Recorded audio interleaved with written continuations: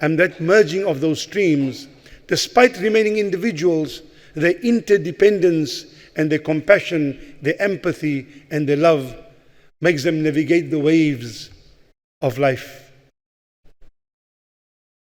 Marriage merges through two individuals, and individuals who are different in their own upbringing, different in their background, but in their coming together in that marital bond of relationship, shared feelings, honest appreciation, open communication, genuine understanding, mutual responsibility, and caring, genuine caring, needs to flourish.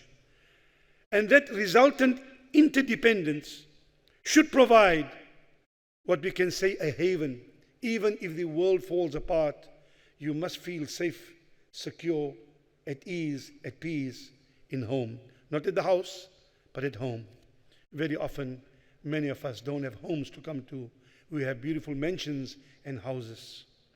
Because the home offers a sense of warmth, contentment, where passion, compassion, safety, security, and tranquility manifests itself.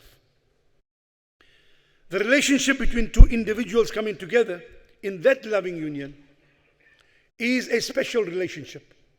It's a relationship through which you create families, but not necessarily starting out as people of one family. You marry someone out of choice. As I mentioned early on, you are born into a family without your choice. And you always remain part of that family, even by name and by legacy, but it's not by choice. A spousal relationship, a marital relationship, is a relationship of choice, inshallah, which then creates the potential for family. One of the aspects we have to look at is, how does the Quran refer to this relationship? And there are various dimensions. First of all, the Quran begins by making reference to the contract of marriage as mithaqan ghalidha, which means a sacred bond. And the word mithaq is a very particular term where Allah uses in the Quran in relationship to Himself and prophets, the covenant between Himself and the prophets, and here mithaqan ghalidha, the relationship between husband and wife. On the other hand, the Quran then makes reference to the relationship in a very beautiful way, saying, Hunna libasul lakum wa antum libasul lahun. They are garments unto one another. If you will just put on the slide on the right hand side. So it says there, as you can see, what does libas do? And it's very important to understand the Quran with a Tawheedi and Islamic perspective. Because you can say a garment is something temporary, fashionable today, not fashionable tomorrow, and therefore discardable. That is not our philosophy. The philosophy of libas here is very different. Clothing, in this sense, implies a sense of covering. And covering also implies protecting and shielding each other. That of embracing. Your clothes covers your naked skin, your bare skin, is intimacy. Because nobody can be as intimate with you as your spouse.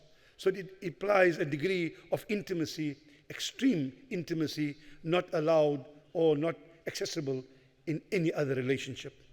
It's also comforting, cool in summer, Idris, and warm in winter. At the same time, it is adorning, it's beautiful. Clothes maketh the man, they say, but it's a means of adorning each other, of beautifying one another. So within those goals, within this bond of intimacy, we find shared feeling, honest and open communication, genuine understanding, mutual responsibility, and caring. All of this needs to flourish in that home. Coming together in marriage is one of the most complex situations. Sometimes you know people for years, and within a month of marriage, they can't stand one another. Because now your space, you're sharing one space. My earlier talk was 2 hearts, 1 life. Suddenly you share the same bathroom, the same room, the same fridge, the same space. And how you're able to negotiate that independent person now having his or her own space, having to share that interdependently with someone else. This brings us to the importance of the dynamics of togetherness. Wise ones have said that all weddings are happy. All weddings are happy. It's living together afterwards that is the problem. So it begins with the wedding.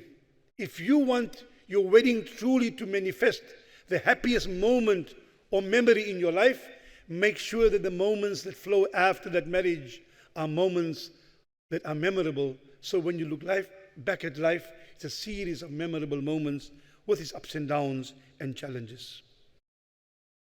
Research done with people who have been married for 45 years and more, successfully married, so to say, they found 5 key terms, key successes to long-term successful relationship. First, they said, it's important to see marriage as a sacred institution and a lifetime commitment. 2, consider your spouse as your best friend, as your reliable confidant, and as your lover.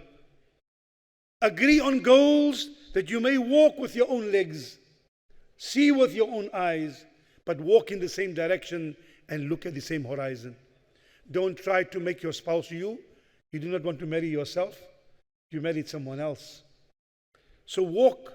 Let there be a degree of independence in your interdependence. Respect each other and realize the integrity of one is inextricably intertwined and interlinked with the respect and the honor and the dignity of another. Very often you find people won't insult your wife or your husband, but you will say something demeaning. Sometimes you may even make a joke, but be very careful how you make those jokes and what it means and what it implies. And then the point up there, realize the importance of shared togetherness. Now many people live under the same roof, but they live separate lives. There are a series of togetherness that you need to manifest in order for that union to be one of mawadda and rahmah. There must be an emotional togetherness. Emotional togetherness means that it emanates from being attuned to each other's feelings. You see, when you are hostile to someone, you shout at them. When you are friends, you talk. When you are close to someone, you could whisper. When you are intimate, you could touch. But if you really love one another, just a look is enough, because you are able to communicate even without words. So emotional togetherness and international and intellectual togetherness. I don't mean both of you must have degrees or PhDs. Those things don't mean anything in a relationship. Rather, it allows for the sharing of thoughts, the sharing of ideas, and the sharing of opinions of equal worth, irrespective of your level of qualification. It's your level of understanding of each other that's important. There must be an operational togetherness with this mutual involvement in the performing of chores in everyday affairs. No one is your servant.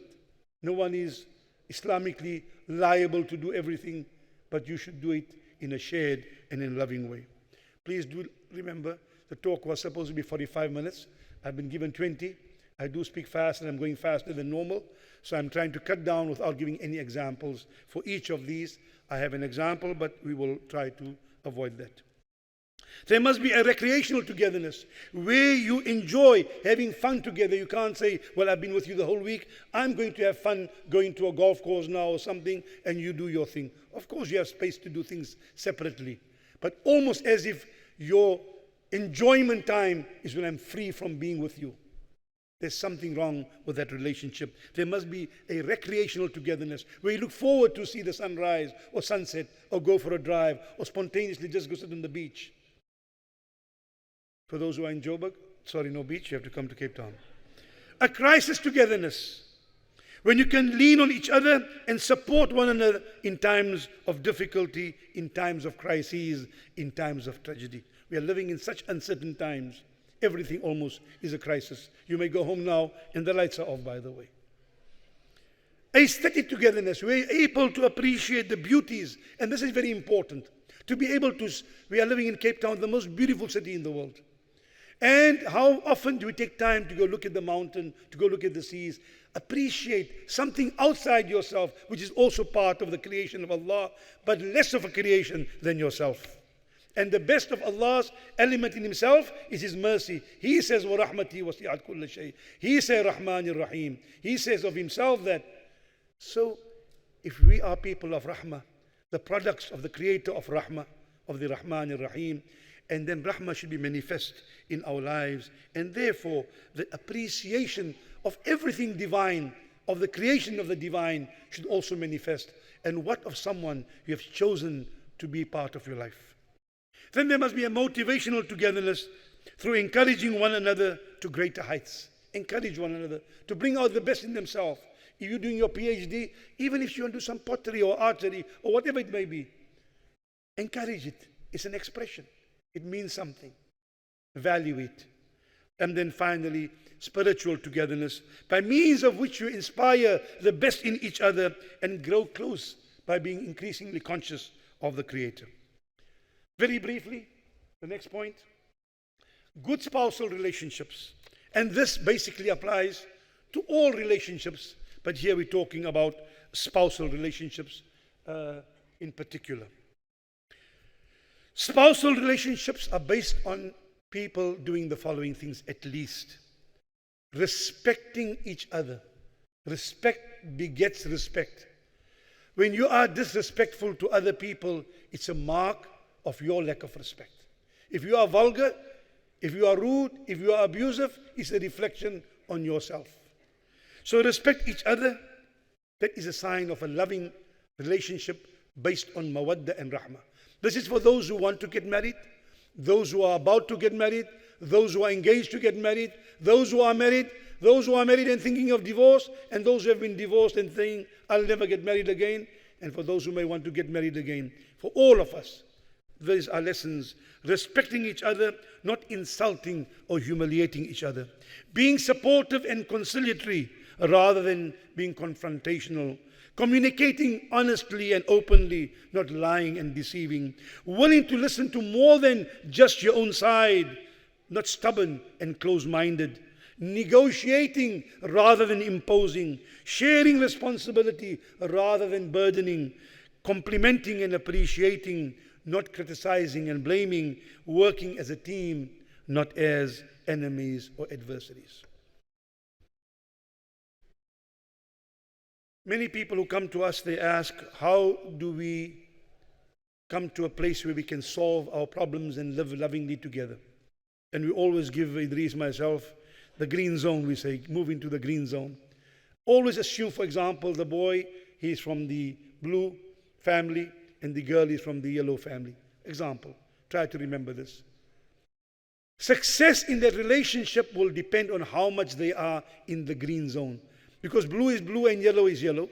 And there'll always be some blue in that boy and there'll always be some yellow in that girl. Don't try to change that. But when you deal with issues with each other, with other people, you cannot get green unless you merge the blue and the yellow. The more green there is in your life, the better you are able to deal with any issue.